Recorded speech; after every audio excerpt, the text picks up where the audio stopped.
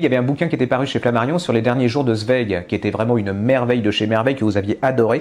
Et ben le dernier jour de Basquiat, c'est exactement la même qualité de bouquin.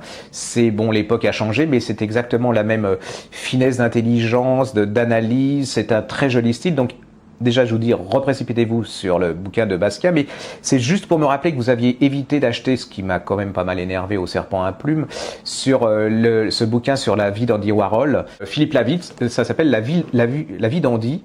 C'est chez Serpent à plumes, c'est une merveille. Pour une fois qu'un Français fait un livre original et qui raconte pas la vie de sa femme, de sa fille, qu'il s'est fait tromper par sa belle-mère, que son chien l'a volé.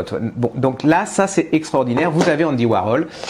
Un jour, on annonce sur toutes les télévisions, et c'est le choc, qu'Andy Warhol est mort. Mais en fait, là, vous allez découvrir un scoop, c'est qu'Andy Warhol n'est pas mort. Il a mis en scène sa mort.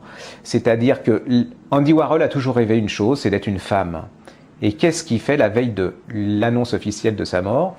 Il rentre à l'hôpital et il se fait opérer et il devient, je ne vous dis pas le nom, mais un nom mystérieux, et il va devenir une femme. Vous allez voir toute la vie d'Andy Warhol, qui est complètement libre là, mais en gardant l'argent, bien sûr. Il va se balader dans toute l'Europe. Le problème, c'est que il y a une fan d'Andy Warhol qui le poursuit et qui veut tuer Andy Warhol. Et elle est persuadée qu'il n'est pas vraiment mort. Elle ne sait pas qu'il s'est transformé en femme, mais elle part à travers toute l'Europe pour essayer de retrouver où s'est caché Andy Warhol. Et chose extraordinaire, destin, le hasard de la vie, elle va tomber amoureuse d'Andy Warhol. Vous allez voir.